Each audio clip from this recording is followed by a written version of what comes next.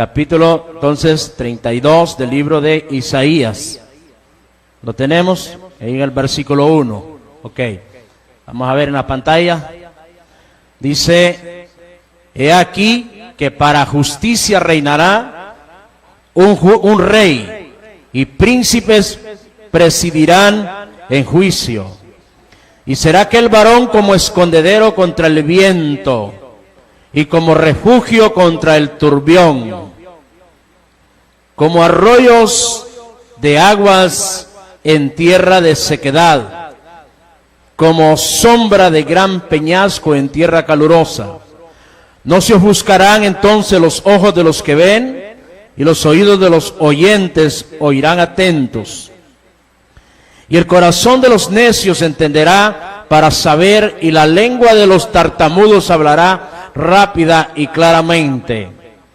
El ruin nunca más será llamado generoso, ni el tramposo será llamado espléndido, porque el ruin hablará ruindades, y su corazón fabricará iniquidad para cometer impiedad y para hablar escarnio contra Jehová, dejando vacía el alma hambrienta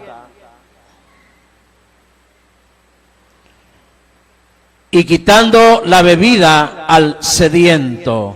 Las armas del tramposo son malas, trama intrigas inicuas para enredar a los simples con palabras mentirosas y para hablar en juicio contra el pobre. Pero el generoso pensará generosidades, y por generosidades será exaltado. Aleluya. Hay muchas cosas que podíamos sacar de este mensaje, pero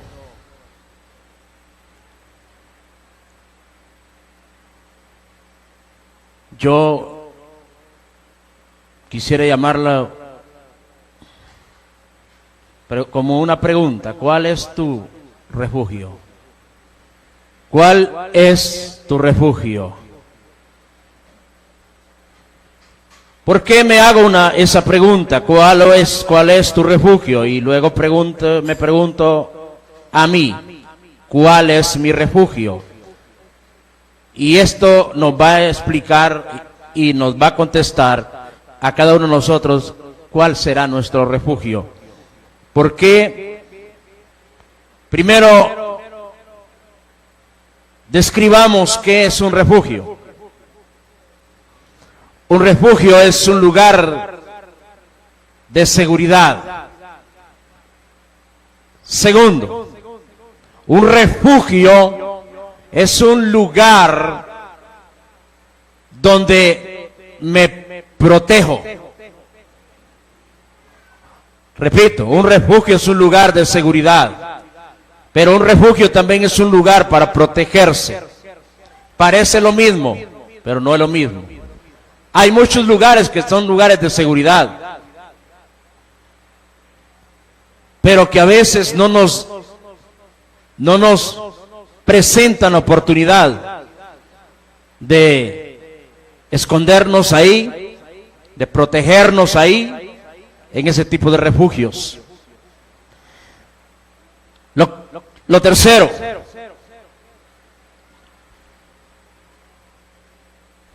¿por qué se necesitan los refugios?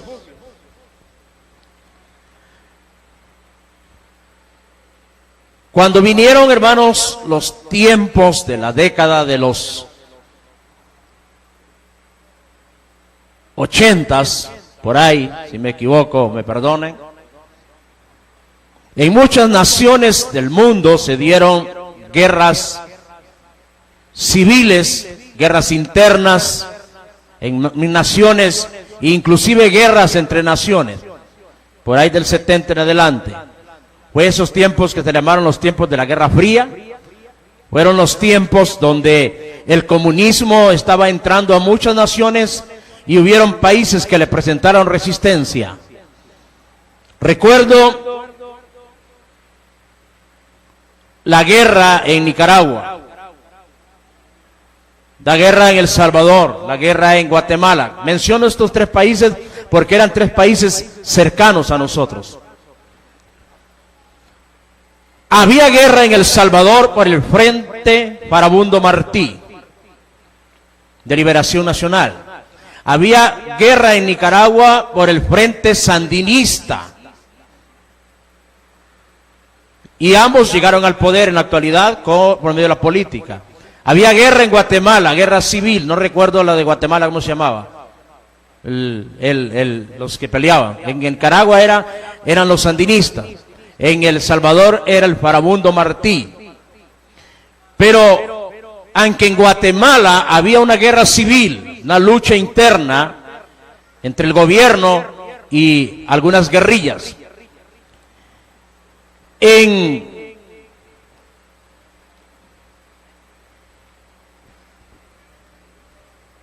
El Salvador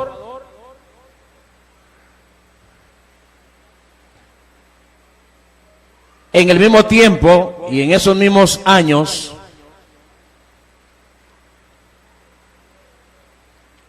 había otra guerra.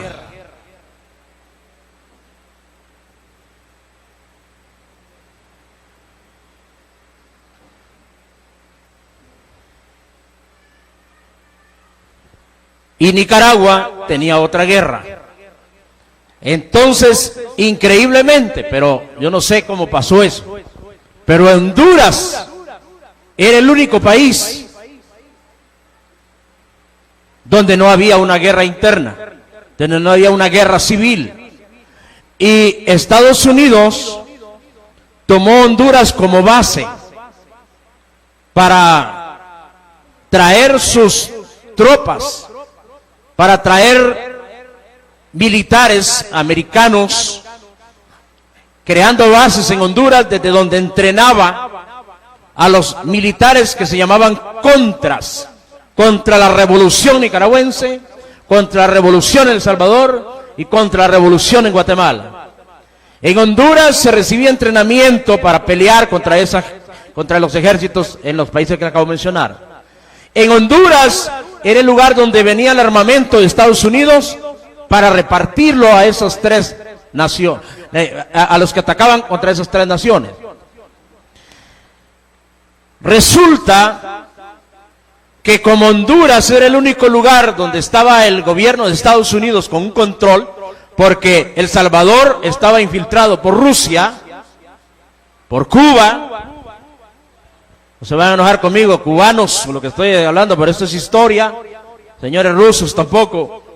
Y alguien dice que aquí no hay ni uno, no, en la televisión. Por la televisión. Esto lo ven en Rusia, en todo lado.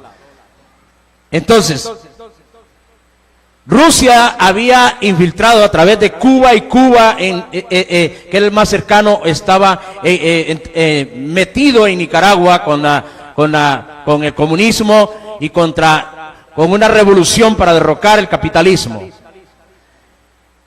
Estados Unidos tenía a Honduras como el centro y tenía un control para poder tener acceso y ponerle un freno a Nicaragua, a El Salvador y a Guatemala. Así que Honduras se convirtió en un país de refugio. Están en clase, por lo menos por este lado. De refugio. En Honduras se crearon unos lugares donde se llamaban los lugares de los refugiados. Hay una institución mundial que se llama la ACNUR. Sí, creo que sí es, si me equivoco me corrige. Que es una institución que atiende la cuestión de los refugiados. Entonces vinieron mucha gente en el tiempo de la guerra civil en Nicaragua huyendo porque no querían verse involucrados ni en un ejército ni en el otro, ni en la revolución, ni en el de liberación o el de las contra. El de la contra. Entonces, como no estaban ni a favor del gobierno ni a favor de los revolucionarios o de los que estaban haciendo la contrarrevolución, entonces esa gente tenía que huir de Nicaragua para que no lo mataran, porque tomas partido de un lado o de otro, y si no tienes que salir huyendo. Había gente que no quería entrar en ningún partido, no tomar partido en ningún ejército ni en el otro. Entonces tenían que huir dejándolo todo. Gente que perdió casas, perdió tierras, perdió trabajo por huir de Nicaragua. Y entonces en Honduras el gobierno de Estados Unidos creó unos lugares donde habían cabañas para venir, refugiarse. Ahí tenían alimento, ahí tenían medicinas, habían hospitales ambulantes. Y esto en otros países también ha sucedido, pero estoy hablando de mi país porque es lo más cercano y que ustedes pueden conocerlo en historia. Entonces hubieron salvadoreños que entraban para Honduras a refugiarse en Honduras. Hubieron guatemaltecos que vinieron a refugiarse en Honduras. O sea, Honduras se convirtió en una ciudad de refugio. Ahora, el problema es que no solamente huían los que no querían tomar partido en la guerra. También si había alguien que de pronto en la guerra, en la batalla, siendo de la contra o siendo de los otros, mataba a alguien que sabía que se había metido a líos y que lo más seguro lo iban a buscar y lo iban a matar, entonces huía hacia Honduras pidiendo refugio. Todavía Estados Unidos tiene unas leyes, como la ley para los cubanos, que si un cubano huye de Cuba y logra entrar en Estados Unidos, poner un pie en Estados Unidos, tocar tierra firme, Estados Unidos no lo puede devolver a Cuba. ¿Por qué? Porque inmediatamente tras de que pone el pie en Estados Unidos, él solicita un refugio. Y le dicen, ¿dónde viene usted? No, soy cubano. Ah, sí, claro, entre. Pero si lo agarran 5 metros, 4 metros, 3 metros, 2 metros, 1 metro, antes de tocar tierra firme, lo regresan. Qué terrible, ¿eh? Y hay algunos que ya cuando hay que sea de panza se tiran para caer a tierra y le piden a Dios que no venga una ola y los cubra. Es una ley que tiene Estados Unidos para los cubanos. Y así hay leyes que favorecieron en aquellos tiempos a los salvadoreños. Por eso en Estados Unidos hay muchos salvadoreños que entró en la época de la revolución. Un salvadoreño que llegaba a Estados Unidos, inmediatamente la ACNUR, que es la agencia de lo que trata de los refugiados, le daba el estatus de refugiado en Estados Unidos y podía vivir en Estados Unidos y luego conseguía su permiso de trabajo y trabajaba legalmente. Aún así para los guatemaltecos y para los nicaragüenses. Hubieron muchos nicaragüenses que hoy son millonarios y fueron a Estados Unidos en esos tiempos. Entonces Estados Unidos se convirtió también en un refugio. Pero me gusta la oposición de Honduras porque estaba en medio de los tres. Entonces, un refugio es un lugar donde huimos para librarnos de algo. Y sobre todo, en este caso, se libraban de la guerra, se libraban de la muerte. Se libraban tal vez de un delito, porque podían haber cometido un delito en su país. O sea, en esos tiempos de guerra civil, cualquiera mata a otro. Y como sabe que la ley, la justicia lo puede alcanzar para meterlo preso, dice, me voy a aprovechar de la guerra, me voy a ir a Honduras y voy a pedir asilo, voy a pedir refugio, que me declaren refugiado para que no me manden de regreso a El Salvador. Mira qué bonito esto. Pero la Biblia nos decía algo. En el libro de Números, oh, qué bonito va a estar esto, creo yo. En el libro de Números, en el capítulo 35. Aleluya. Capítulo 35, a partir del versículo 9. Dice, Números 35, verso 9.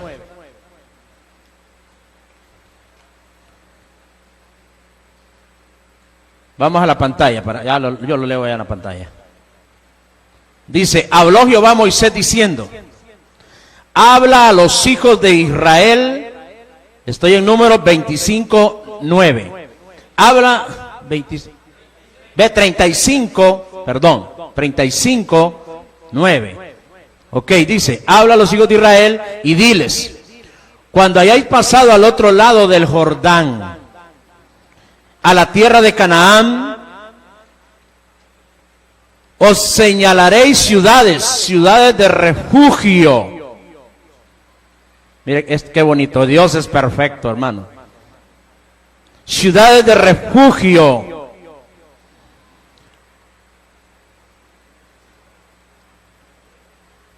tendréis, dice, os señalaréis ciudades, ciudades de refugio tendréis, donde huya el homicida que hiriere a alguno de muerte sin intención. Y os serán aquellas ciudades para refugiarse del vengador, y no morirá el homicida hasta que entre en juicio delante de la congregación. De las ciudades pues que daréis, tendréis 6 ciudades de refugio. 3 ciudades daréis a este lado del Jordán, y 3 ciudades daréis en tierra de Canaán, las cuales serán ciudades de refugio. Estas 6 ciudades serán de refugio para los hijos de Israel y para el extranjero y el que more entre ellos, para que huya allá cualquiera que hiriere de muerte a otro sin intención. Aleluya. Si con instrumento de hierro lo hiriere y muriere, homicida es, el homicida morirá. O sea, si lo hizo ya con intención. Pero dice, voy a detenerme ahí porque es larga el asunto, se lo voy a explicar. Cuando alguien cometía un homicidio por accidente y él decía, yo soy inocente porque esto lo hice sin querer, entonces él sabía que la ley decía que cuando alguien mataba a alguien había que matarlo, apedrearlo, porque estaba incumpliendo la ley. La ley decía, ¿cómo decía la ley en el mandamiento? No matarás. O sea, al quebrantar la ley del Señor, se sometía al juicio, lo declaraban culpable y lo mataban a pedradas. Pero, si esta persona decía, no, yo sé que me puedo librar del juicio, yo sé que tengo pruebas de que no lo hice con intención, entonces él no se podía quedar ahí arriesgando que lo agarraran a pedradas, sino que tenía que correr hasta llegar a la ciudad del refugio. Mire qué tremendo. Y entrar a ese lugar. Dice aquí, verso 26. Dice, verso 26 de Números 35. Mas si el homicida saliere fuera de los límites de su ciudad de refugio, en la cual se refugió, dice,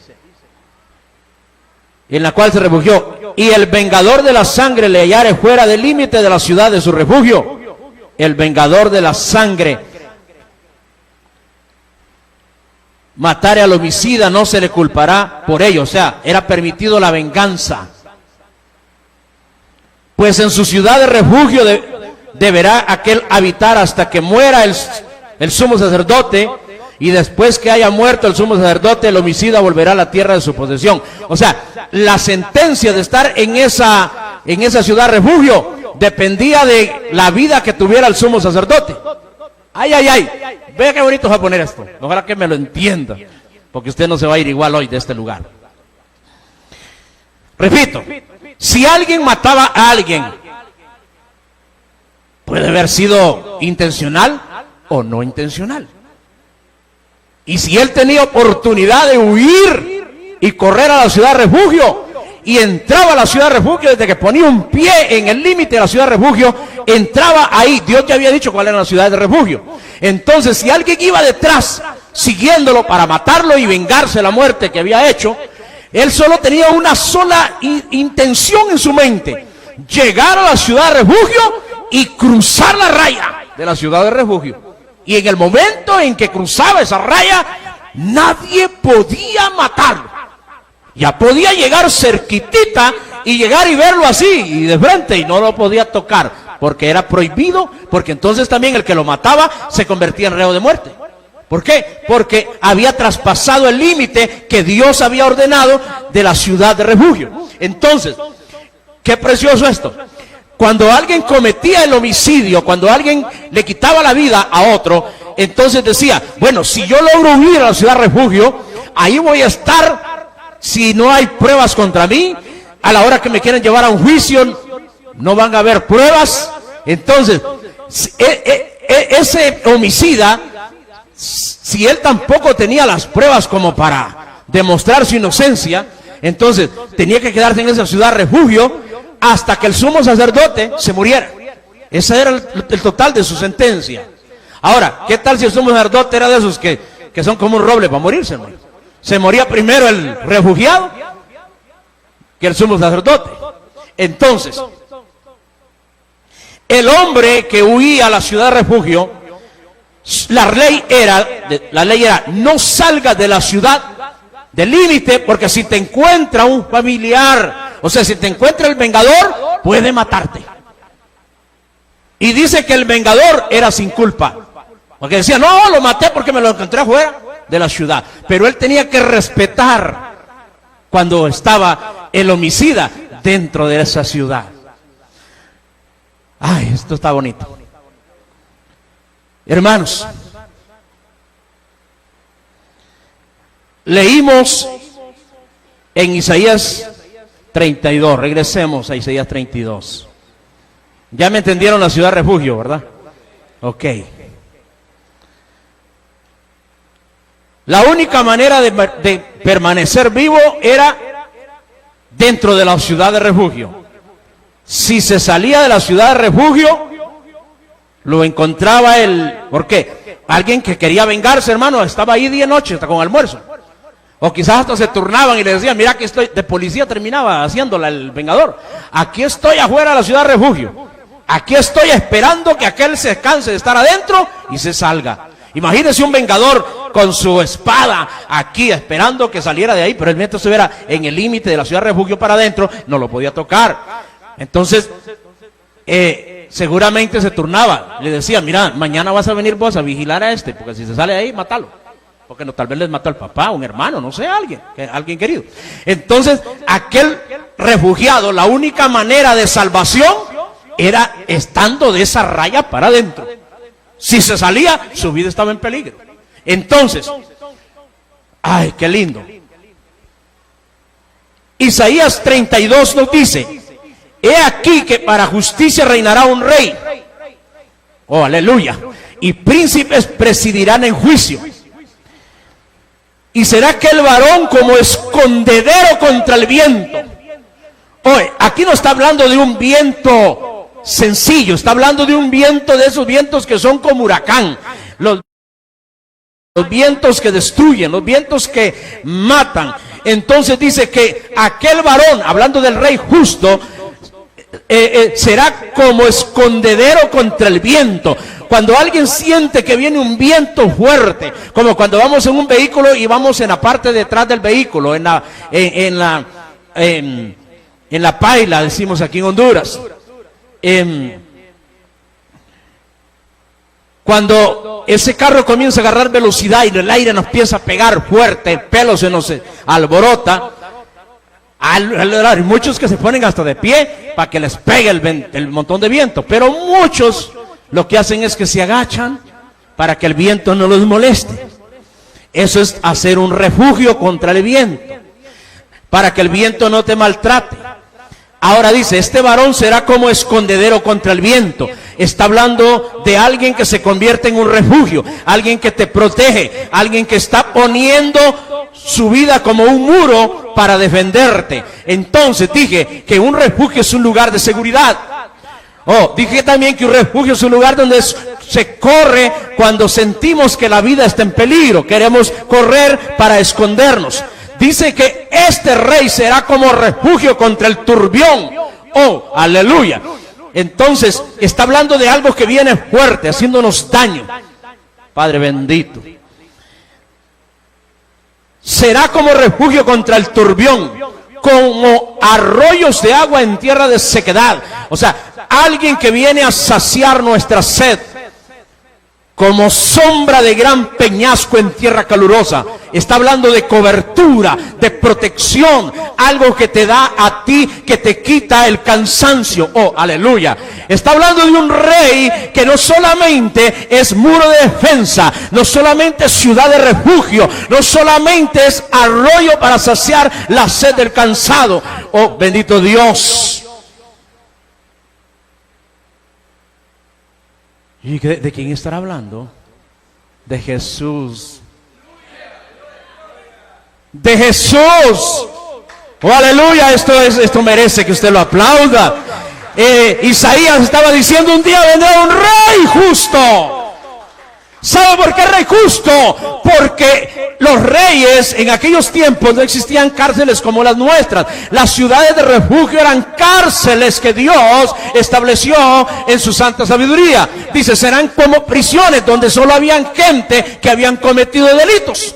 Pero esas gentes, cuando usted llegaba a la ciudad de refugio y la miraba así de largo, usted decía, no hombre, aquel es gran asesino, aquel es violador, aquel es ladrón, aquel... Hombre, solamente gente de mala reputación. ¿Y usted cree que los que hemos venido a Cristo tenemos buena reputación? La gente cuando mira aquí, se aparece aquí por el Palacio del Rey, más si le pusiéramos nosotros la cámara aquí para allá, si no escucharían la predicación. ¿Sabe por qué no ponemos cámaras? Con otros lados es que hacen eso. No se las ponemos a ustedes porque a la gente no les interesa oír el mensaje, les interesa ver quiénes están ahí congregándose. Ay, mira vos, allá está aquel el violador, aquel. Ay, mira, allá está aquel que roba carros, mira, ahí está, que sinvergüenza.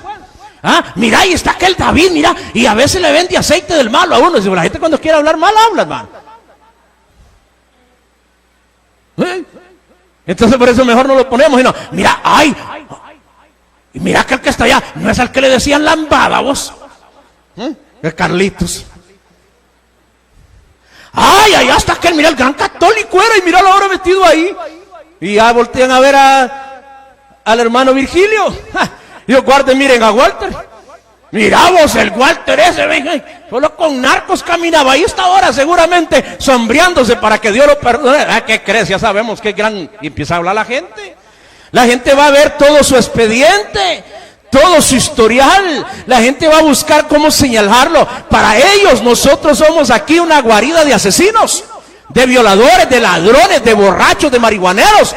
Pero eso realmente, eso éramos. Pero estamos en la ciudad de refugio. Estamos protegidos. Estamos dentro de los límites de la ciudad de protección. ¡Aleluya!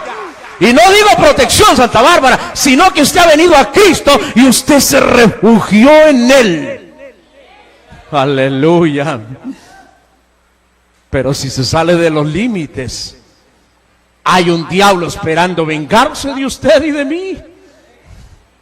Las ciudades de refugio, hermano, yo bendigo a Dios por esto, porque todo lo que está en el Antiguo Testamento, hermano, todo lo que hay en el Antiguo Testamento, todo señala a Cristo.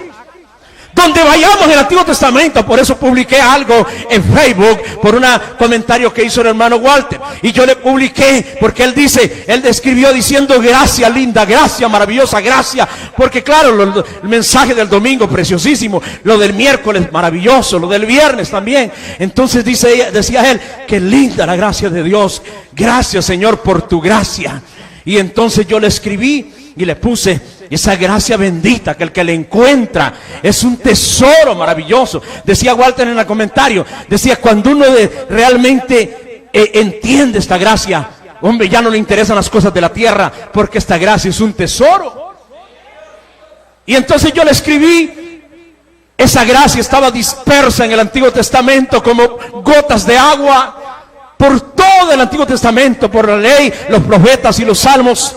Pero que cuando esa agua, usted sabe que cuando en una montaña está empezando a llover, allá simplemente está cayendo un poco de agua, pero luego esa agua se junta con agua de más abajo, con la lluvia de más abajo, con la otra lluvia de más abajo, y cuando esa lluvia se empieza a juntar, 1 kilómetro, 2 kilómetros, 3 kilómetros más abajo, forman un riachuelo, y más abajo forman un río, y más abajo se forma una laguna. Entonces Dios, desde el Génesis 1, desde el Génesis 2, desde el Génesis 3, allí estaba la gracia de Dios, dispersa como lluvia, como rocío, pequeñas gotas que según fue yéndose el tiempo se fueron juntando. Ya Isaías nos describe más profundamente la gracia de Dios. Y cuando llega al Nuevo Testamento, esas gotas, millones de gotas de la gracia de Dios, se juntan y forman un oasis. Un oasis. Y esa gracia en el Nuevo Testamento, escribí yo, tomó cuerpo, se hizo visible. Su nombre es Jesús. ¡Oh, aleluya! Esa es la gracia de Dios, es Jesucristo.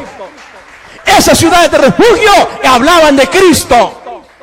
Cuando has cometido delito, dice, huye a la ciudad de refugio, que si logras entrar a la ciudad de refugio, el vengador no podrá tocarte. Cuando usted en esta tierra ha cometido un delito, ha cometido un pecado, ha quebrantado la ley de Dios, el juicio de Dios está sobre usted, la venganza viene sobre la vida suya. El diablo lo va a querer despedazar, pero hay una solución. Dios estableció un medio para huir, para escapar.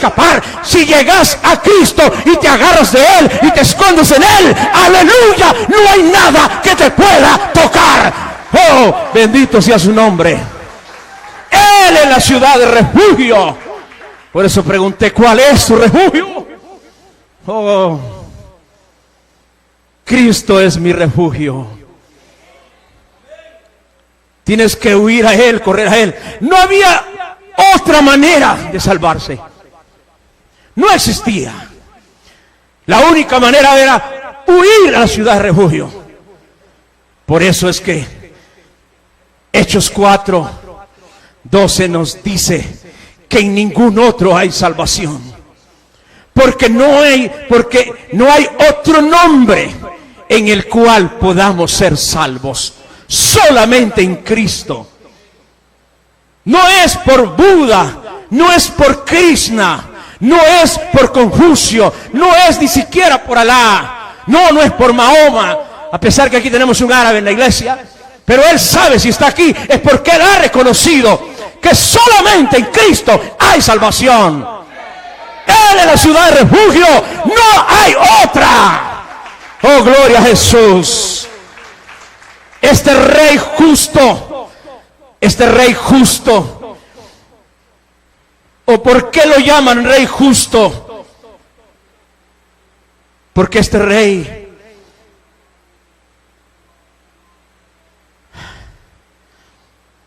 representa aquellos reyes que de pronto en la antigüedad aparecieron, como Salomón. Salomón, cuando él estuvo caminando correctamente en el reino de Dios, guardando su palabra, sus mandamientos, cuando él recibió sabiduría del cielo para gobernar, Salomón era un tipo de Cristo. Su sabiduría, la forma en solucionar los conflictos. En una ocasión le llevaron, dos madres fueron a Salomón con un niño. Dice la historia que estas dos mujeres estaban embarazadas al mismo tiempo y dieron a luz al mismo tiempo. Pero dice que una noche, mientras dormían, una de ellas ahogó su niño. Y al darse cuenta ella que su niño estaba muerto, estaba frío, dice que se levantó en medio de la oscuridad, fue a la cama de la otra mujer, porque eran como prostitutas, eran mujeres de la vida alegre, vivían hasta en el mismo departamento.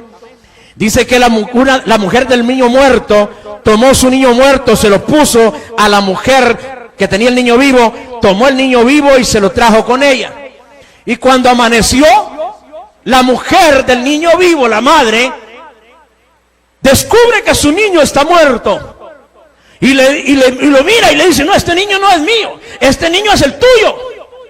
Y la otra decía, no, el vivo es el mío. No, le decía la otra, ese que tienes vos es el mío. Y entonces de pronto le dijo la mujer, bueno, vamos ante el rey. El rey nos va a hacer justicia. Y llegaron donde Salomón. Y Salomón mira el pleito. Pregunta, ¿qué pasa, mujeres?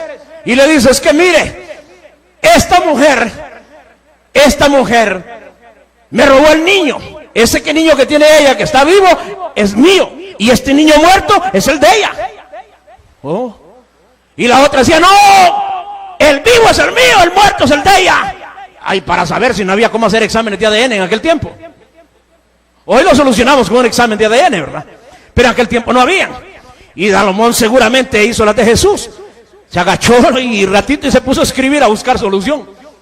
Pero recibió la revelación con su sabiduría y dijo, tráiganme una espada, pongan ahí al niño vivo y yo lo voy a hacer dos pedazos y le voy a la mitad cada una para que dejen de pelear. Parecía doloroso y fuerte su decisión. Pero Salomón dijo, que sea la madre, una verdadera madre, dijo según su corazón, va a preferir su niño en brazos de otra que verlo muerto. Entonces cuando Salomón dice, pártalo en 2 pedazos y denle la mitad cada una, ¿sabe qué dijo la que lo tenía en los brazos? Sí, dijo, que lo partan, denme la mitad a mí y denle la mitad a ella. Oh, sí, porque no era la madre. Y entonces dijo Salomón, pues pártanlo. Y entonces grita la mamá que tenía el niño muerto en embarazo, dijo, no, señor rey, no lo mates, dáselo a ella, está bien, ese es el de ella y el muerto es el mío. Pero ella sabía que el muerto no era de ella. Y el niño dijo entonces Salomón, agarren ese niño y déselo a la que tiene el muerto, porque ella es la mamá de él. Mire cómo no pudo salir del problema. Eso se llama justicia.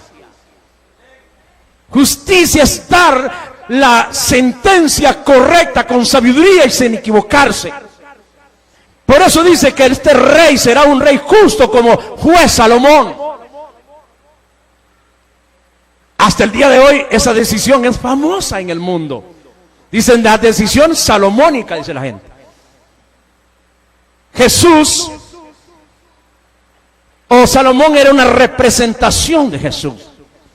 La gente cuando sabía que un rey era justo como Salomón, cuando sabía que tenía un corazón justo, había personas que cometían alguna infracción y corrían donde el rey a buscar ayuda, porque sabía que ese rey era justo y que no iba a condenarles injustamente. Una persona cuando sabía que el rey era justo como Salomón, corría a buscar en él, en su sabiduría, como estas 2 mujeres. Ahora Jesús, un rey justo, él dice que se convierte como en una ciudad de refugio. Nosotros estudiamos una historia preciosa en Juan 8. La estudiamos el día viernes y hoy la voy a tomar en cuenta en este mensaje. ¿Cuál es tu refugio? ¿En qué te estás refugiando? Todos tenemos problemas, todos de pronto nos equivocamos. Pero hay personas que el refugio de ellos es el alcohol. Yo he escuchado tanta gente que dice, un día se me murió mi mamá, o un día me abandonó mi esposa, y desde entonces me refugié en el alcohol, dice la gente. Hay otros que dicen, esto lo oímos mucho en charlas, lo oímos mucho en testimonios, así como los testimonios que dan en la confraternidad de hombres de negocios, que aunque eso es más negocio que otra cosa. Con esto yo no estoy aprobando lo que ellos hacen, porque hay muchos que son mentirosos. Pero, bueno, algunos sacan negocio de eso y por eso cuentan testimonio, pero ahí se escucha mucho eso. Yo, dice, por una gran decepción. Otro dice, tenía un buen negocio y un día lo perdí por tal cosa y me refugié en las drogas.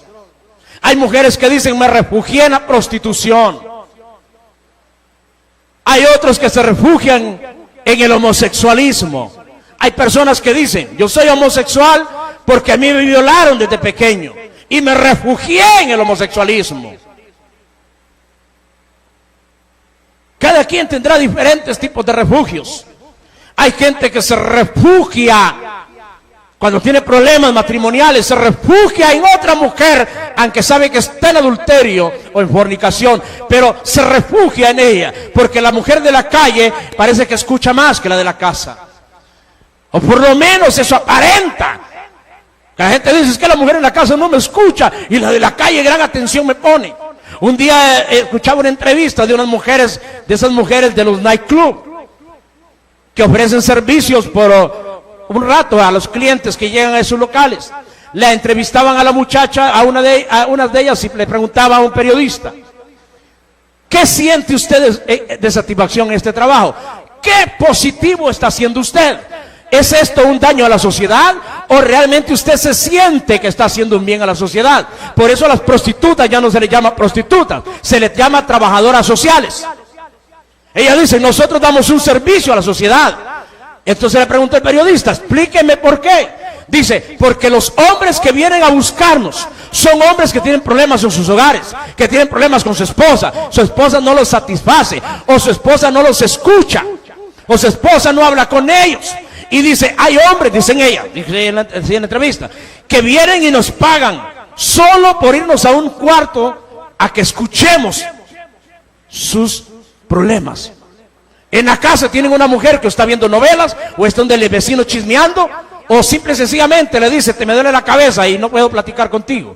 Y entonces dice, nosotros le damos el servicio que sus esposas no les dan.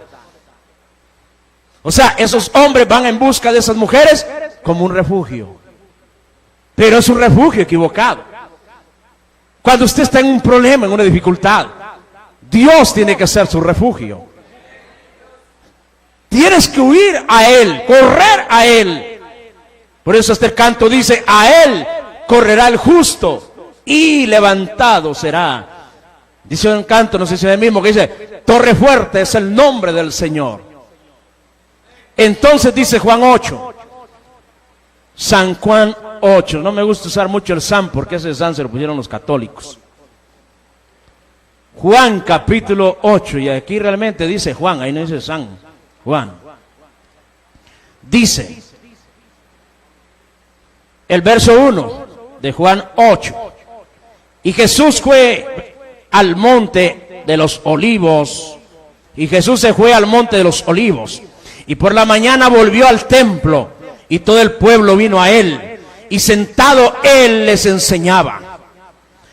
Entonces los escribas y los fariseos le trajeron una mujer sorprendida en adulterio, y poniéndola en medio, le dijeron, maestro, esta mujer ha sido sorprendida en el acto mismo de adulterio. Y en la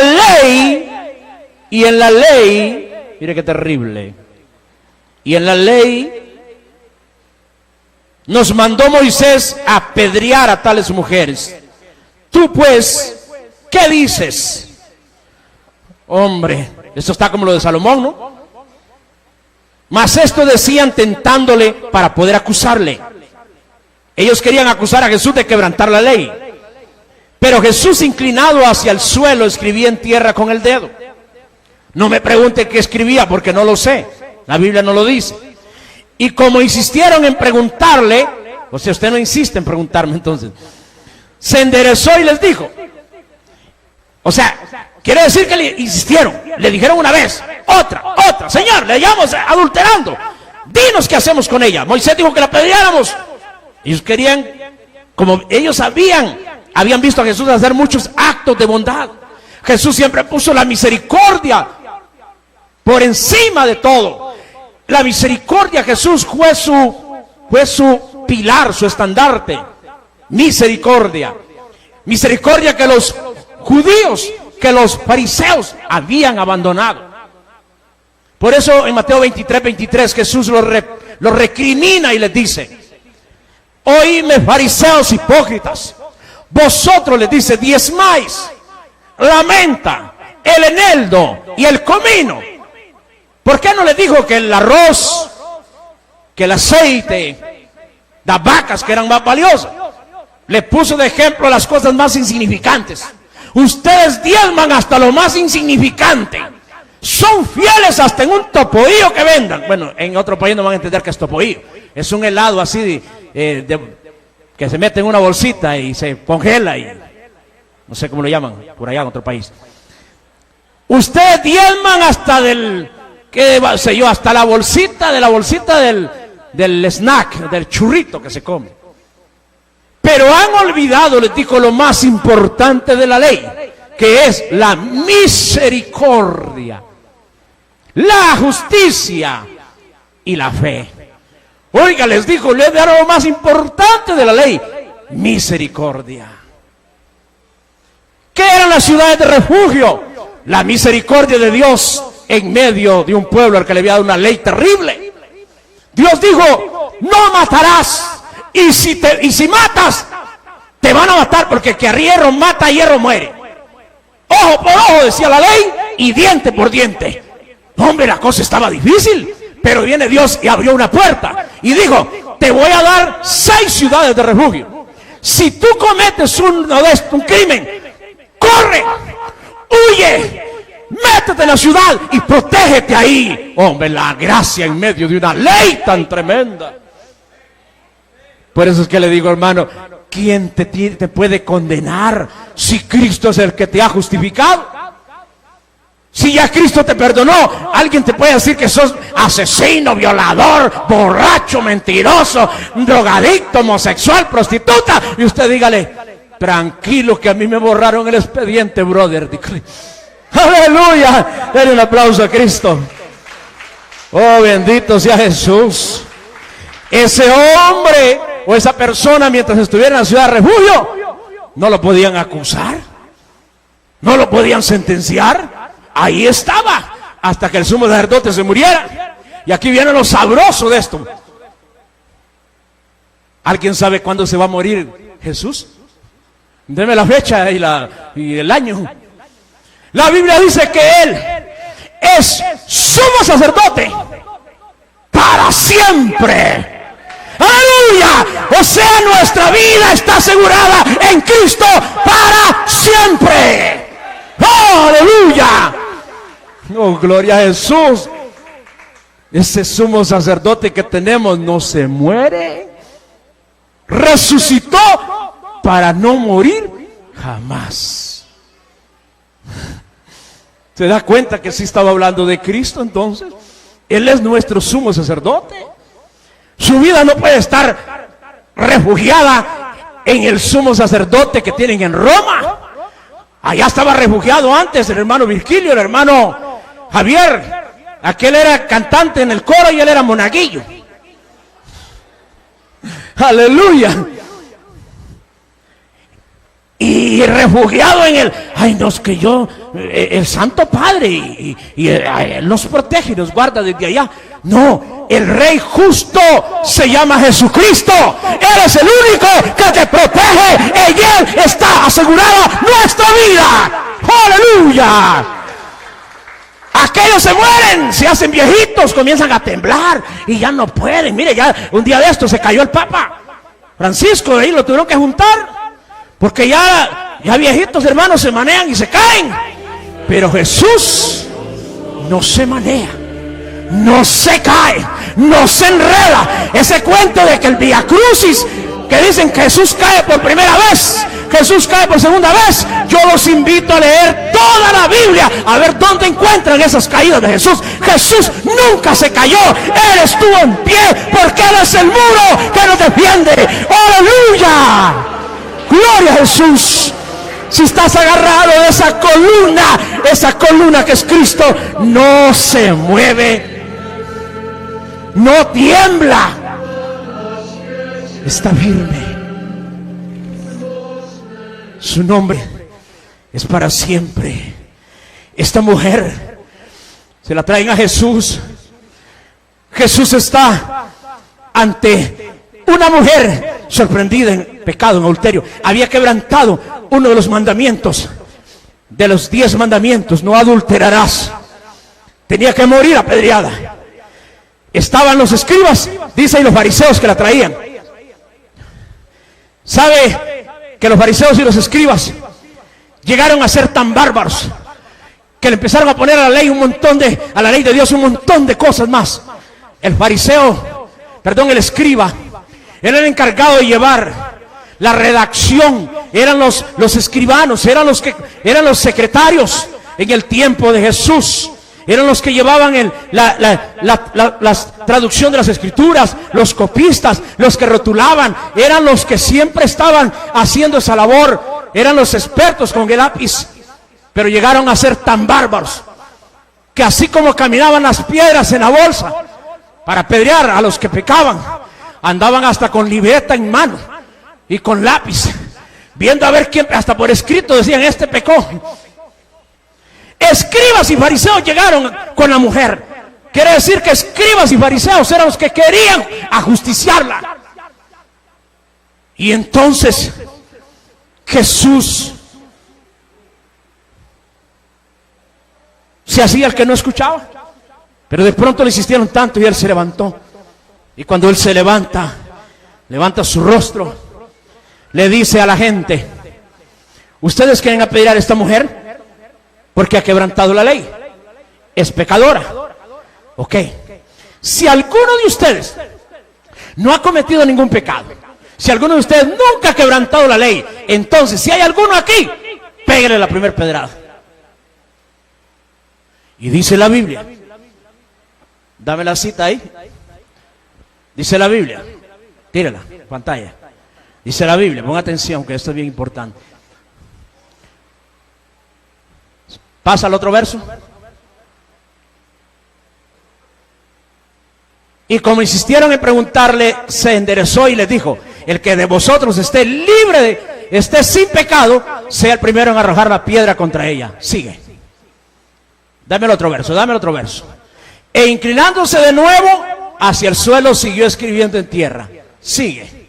Pero ellos, al oír esto de Jesús, acusados por su conciencia, salían uno a uno, comenzando desde los más viejos hasta los más jóvenes. Postrero significa los últimos, eran los más jóvenes. Dice que los primeros que se fueron son los más viejos.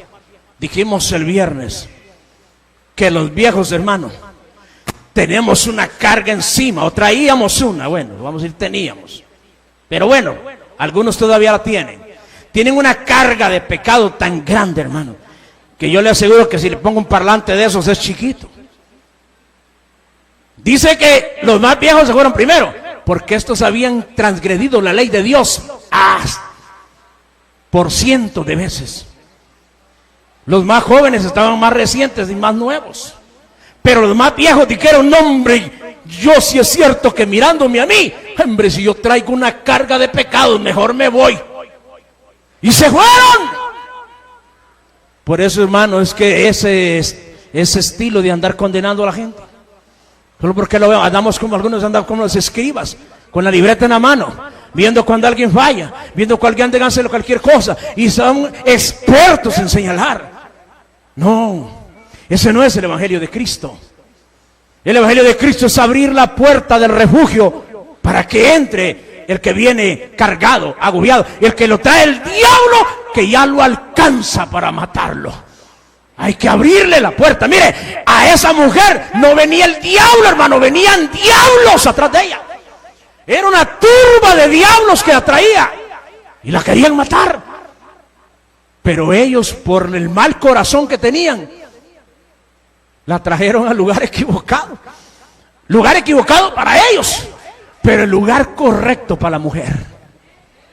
Esa mujer estaba agradecida de que la hubieran llevado a los pies de Jesús. Porque Jesús, cuando se endereza, le pregunta a la mujer. Dame la pantalla. Dice: acusados por conciencia salían uno a uno, comenzando los más viejos hasta los últimos. Y quedó solo Jesús y la mujer que estaba en medio. Sigue. Enderezándose Jesús, y no viendo a nadie sino a la mujer, le dijo: mujer, ¿dónde están los que te acusaban? ¿Dónde están los que te acusaban?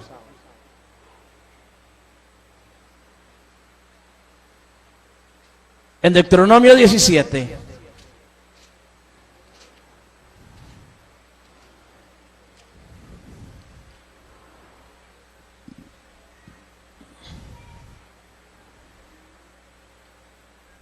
dice en el verso 2, Deuteronomio 17, verso 2.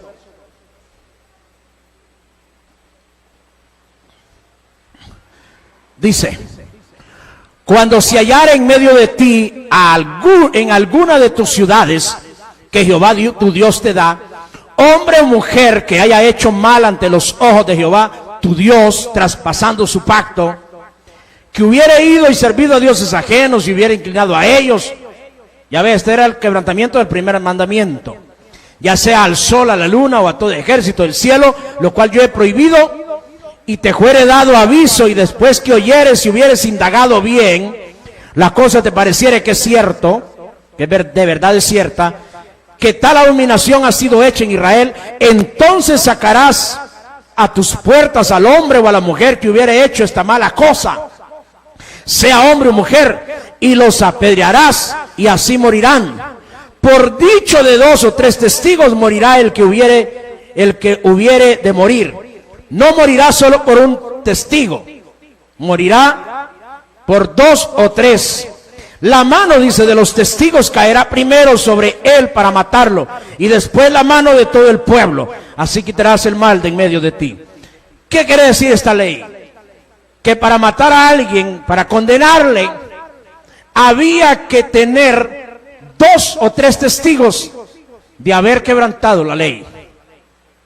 Pero dice, cuando este testigo te lo cuente, sea testigo de esto, lo vas a indagar, vas a ver que sea cierto, y si es cierto, lo van a matar a pedradas. Pero dice, el testigo que haya ha dado el testimonio contra el infractor, el testigo es el primero que va a tener que tirar la primera piedra. ¿Por qué eso? Porque dijo Dios, si le caen 50, 60 piedras de un solo, no se va a saber cuál pedrada le cayó primero. Entonces, que la pedrada primero se la pegue el testigo que la vio. Ajá, ¿qué tal si ese testigo era falso? El testigo sabía que la ley también decía entre los 10 mandamientos, no dirás falso testimonio. Así que entonces ese testigo, si se descubría que era mentira, era el primero que había que matar. Así que el testigo no solo tenía que servir de testigo, sino ser el primero en tirar la primera piedra. Imagínese usted un inocente mirando a los ojos de ese testigo diciéndole, no sea bárbaro, hombre, no mintas, esto no es cierto, por favor, decí la verdad. Y cuando le decían al testigo, vamos, tirale la primera piedra, estar viendo unos ojos, hermanos, que le decían, soy inocente. Eso fue lo que hicieron con Jesús. A Jesús le pusieron testigos falsos, lo acusaron falsamente. Pero por eso es que ellos, los judíos, le dijo Pilatos, bueno, entonces, ¿por qué no lo juzgan ustedes? ¿Por qué no juzgan a Jesús? Entonces, ellos sabían que si juzgaban ellos a Jesús, estaban diciendo falso testimonio. Tenían que morir ellos primero. Ellos sabían que un testigo podía servir de testigo contra él mintiendo contra los romanos, pero no contra un sumo sacerdote. Porque el sumo sacerdote tenía que jurar por el cielo, tenía que jurar de que eso era verdad. Y luego el sumo sacerdote tenía que decirle al testigo, tírale la primera piedra. Y el testigo sabía que era falso, no se le iba a pegar. Por eso es que ellos no quisieron matar a Jesús, sino que se lo tiraron a los romanos. Claro, era un cumplimiento de Dios que Jesús tenía que morir en una cruz y no a pedradas. Ahora, estoy terminando. Y usted dice, bueno, todavía falta media hora. La ley decía que tenían que haber testigos. Jesús sabía que ahí venían los testigos. Y luego, aparte de los testigos, estaban los jueces, que eran los que declaraban la sentencia o la condenación. Entonces Jesús les dice, el que esté libre de pecado. O sea, él no dijo, ¿quiénes son los testigos? Para que le tiraran la primera piedra. No, él sabía que todos andaban mal. Y Jesús le dijo, el que esté libre de pecado, tírale la primera piedra. Y ninguno se la tiró. Y entonces Jesús pregunta, mira la pregunta de Jesús, dame la pantalla de nuevo. Por eso es que la Biblia hay que leerla con sabiduría. Dice, no, vamos a San Juan 8, regreso a San Juan 8. Dice, San Juan 8. Oh, aleluya. ¿Cómo yo no voy a amar a este Cristo tan lindo? San Juan 8. Dice, en el versículo 10, dice, y enderezándose Jesús y no viendo a nadie, sino a la mujer, le dijo, mira la pregunta de Jesús, ¿dónde están los que te acusaban? ¿Por qué no le preguntó primero, ¿dónde están los que te querían matar? No, ¿dónde están los que te acusaban? Porque los acusadores eran los primeros que se necesitaban. ¿Dónde están los que te acusaban? Y luego pregunta, dame la pantalla. ¿Ninguno te condenó? O sea, refiriéndose a los jueces que tenían que dar la sentencia. ¿Dónde están los que te acusaban? ¿Y dónde están los que te condenaban? Y ella dijo, ninguno, Señor, me condenó. O sea, Jesús cuando dijo esto de que esté libre de pecado, arroje la primera piedra, se aseguró de retirar los testigos. Y luego los que iban a declarar la sentencia. Oh, qué tremendo, qué tremendo. Jesús se queda solo con la mujer. Jesús sí estaba libre de pecado. Él sí podía tirar la primera piedra. Pero Jesús no la tiró. ¿Por qué no la tiró? Porque Él dijo, para yo poderte sentenciar, necesito testigos, porque la ley así lo manda. ¿Y dónde están los que te acusaban? ¿Dónde están los que acusaban a esta mujer? Ninguno estaba.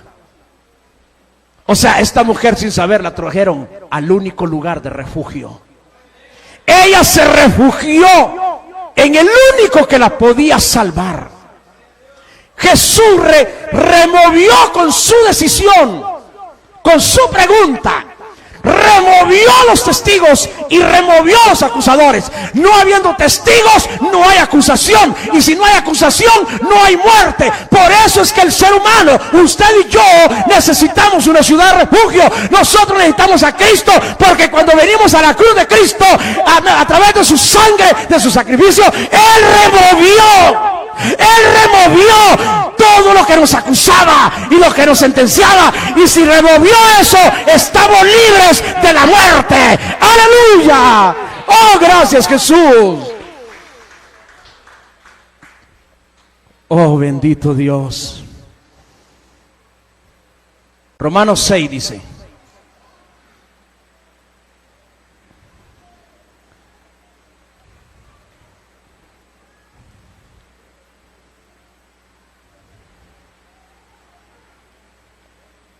verso 15, dice, ¿qué pues? Romanos 6:15. ¿Qué pues? ¿Pecaremos porque no estamos bajo la ley, sino bajo la gracia? En ninguna manera. ¿No sabéis que si os sometéis a alguien como esclavos para obedecerle, sois esclavos de aquel a quien obedecéis, sea del pecado para muerte, o sea de la obediencia para justicia? Dice que somos esclavos de aquel a quien nos sometemos. Nosotros antes éramos esclavos del pecado, pero hoy hemos sido liberados, así como aquella mujer fue liberada de la ley que la quería matar. Pero Jesús le dijo a la mujer: mujer, ninguno te condenó, yo tampoco te condeno. Vete, le dijo, pero no peques más. O sea, no vuelvas al pecado, porque si vuelves, te van a encontrar esos que te acusaban. Es más, te van a andar con la libreta detrás de ti, esperando que vuelvas a meterte con alguien y no te van a volver a traer a mí, porque saben que yo te voy a salvar. Allá nomás te van a liquidar. Por eso es que, hermano, si usted ya está en Cristo, en la ciudad de refugio, si usted ya está agarrado de Cristo, que es su refugio, no se separe de Él.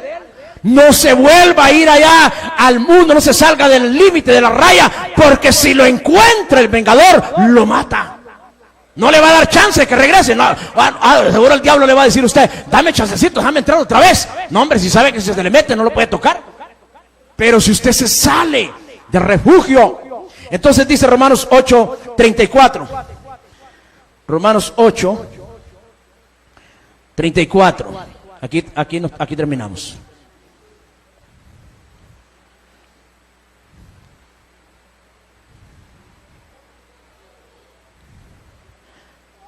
Dice: ¿quién es el que condenará? Cristo es el que murió, más aún el que también resucitó. ¿Quién es el que condenará? ¿Quién te podrá condenar? ¿Quién nos puede condenar? Dice el verso 31. ¿Qué pues diremos a esto? Verso 31 de Romanos 8. Si Dios es por nosotros, ¿quién contra nosotros? El que no escatimó ni a su propio Hijo, sino que lo entregó por todos nosotros, ¿cómo no nos dará también con Él todas las cosas? ¿Quién acusará los escogidos de Dios? ¿Quién los acusará? Dios es el que justifica. Esa mujer se encontró con un enorme refugio, y entonces ella encontró en Cristo la esperanza y le dijo: Jesús, ¿quién te condenó? ¿Dónde están los que te acusaban? Nadie, Señor. Bueno, ni yo te condeno, estás libre. Si usted, hermano, amigo, gente que me ve en televisión, has cometido cualquier infracción de la ley de Dios, estás bajo juicio de Dios. Hay una sentencia lista para ti.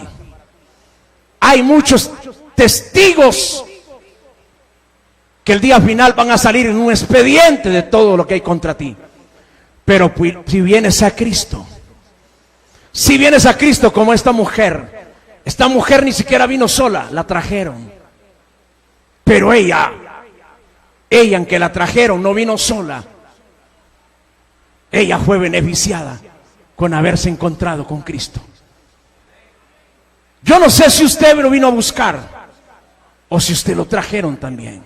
Yo no sé si vino a la iglesia porque venía desesperado por alguna otra cosa, porque hay gente que no venía buscando la salvación, venía buscando hasta una mujer, una novia, un novio, qué sé yo, cualquier cosa. Pero logró llegar a la ciudad de refugio, logró llegar a este lugar, logró llegar a Cristo. Si se agarró de Él, Cristo removió en la mujer adúltera testigos y jueces. Si usted viene a Cristo, Él remueve todo el expediente contra usted, lo cierra, lo agarra y lo rompe. Y dice la Biblia que lo lanza al fondo de la mar. Y nunca más, dice, me vuelvo a acordar de tus pecados. Cuando llegue el diablo y le diga a Dios: óyeme, pero ese es sinvergüenza, es ladrón, es mentiroso, es estafador. Y le dice Dios: espérame, voy a ver el expediente. ¿Cómo dices que se llama? Se llama Selvin Díaz, allá en la entrada predica ese mentiroso. Ah, dice Dios, déjame a ver el expediente Selvin Díaz. No, hombre, qué raro. Como que le quitaron la mitad, dice. Aquí no me aparecen todas las maldades que hizo. Aquí solo están las cosas que está haciendo hoy. Me borraron el expediente, hermano. Lo removieron. Y si buscan el suyo, no va a aparecer. Y si no, le dice el diablo: es que no te vas a acordar, a que no esté escrito, pero tú eres Dios y tú te puedes acordar. Y dice Dios: qué raro, no me acuerdo. Porque dijo: nunca más me vuelvo a acordar de tus pecados. Hombre, lindo es Jesús. Póngase de pie. ¡Aleluya! Él es nuestro refugio. No voy a cambiarlo por nada, ni me voy a salir de la circunferencia de esa ciudad. Mi vida está escondida con Cristo en Dios. Oremos. Bendito Dios. Te damos gracias, Señor, por esta bendita y preciosa noche. Gracias, Señor, porque en ti encontramos un refugio. Tú eres nuestro refugio. En otro tiempo nos refugiamos en drogas, otros se refugiaron en alcohol, otros nos refugiamos, Señor, en sexo ilícito. Quizás nos refugiamos en amantes, quizás algunos en el robo, en la mentira, en el odio. Hay gente que se refugia en el odio, en el rencor. Hay gente que se refugia en muchos tipos de refugios, pero hay un solo refugio seguro. Ese se llama Jesucristo. Señor, nosotros somos como la mujer adúltera. Quizás venimos a tus pies sin andarte buscando. Señor, que es verdad que no te andaba buscando, Señor. Así como aquella mujer adúltera no te andaba buscando, pero las circunstancias le empujaron hacia el más lindo de los refugios. Yo le doy gracias que aquellos policías que me capturaron en aquel país de Costa Rica y me llevaron a la prisión, porque ahí me voy a encontrar contigo, Señor. Y encontré el más bello de los refugios. Así como esta mujer adúltera, quizás ella se refugiaba en el adulterio por necesidad, o quizás por placer, o quizás hasta por obligación. Señor. Pero ella encontró el refugio perfecto. No la pudieron ver llevada a un lugar mejor. La llevaron al lugar más indicado. Y ella no desaprovechó la oportunidad. Nosotros igualmente venimos agobiados, abatidos, cargados. Quizás no hallábamos para dónde correr. Algunos quizás hasta pensamos en el suicidio. Pero nos encontramos con un Cristo maravilloso, con un Jesús que no vino a acusarnos, sino a salvarnos, que vino a remover lo que nos acusaba, lo que nos condenaba. Y hoy mi historia es diferente, porque mi historia comenzó de nuevo cuando vine a Cristo. Tú removiste el expediente de mis maldades. Hoy, ahora soy libre. ¿Quién me acusará? Hermano, dígale: Señor, gracias porque limpiaste mi expediente. Todo lo que atrás hice, ya tú no lo recuerdas, porque hoy estoy en el lugar de refugio. Aquí el vengador no me alcanza. Amigo que estás aquí, o amigo que me ves por televisión, hoy puedes venir a Cristo. Él es tu refugio. Él es mi refugio. Solo ven a Él y dile: Señor, hay miles de cosas que me acusan, hay miles de cosas que me condenan.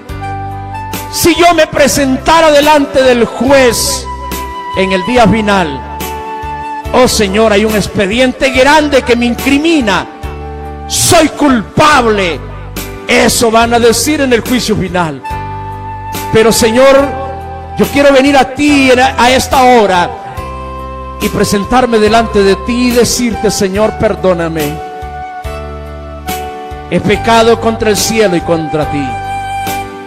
Perdóname, Señor, y remueve todo lo que me acusa. Remueve todo lo que me condena. Gracias, Jesús. No tengo cómo pagarte por tu perdón. Por eso quiero ser tu esclavo. Quiero permanecer en esa ciudad. Quiero permanecer en ti. Y que nunca diga que añoro lo de afuera de esa ciudad, porque quiero quedarme dentro de ella, porque ahí estoy seguro. Como dice el Salmo 91, que el que habita bajo el abrigo del Altísimo morará bajo la sombra del Dios invencible. Tú eres mi refugio, tú eres mi escudo. En ti estoy seguro, y si estoy en ti, ¿quién podrá acusarme? Gracias, Jesús, por perdonarme. Amén y amén. Que Dios los bendiga, hermanos. Aleluya. Yo sé que hoy ha habido gente que le ha dado su corazón a Cristo.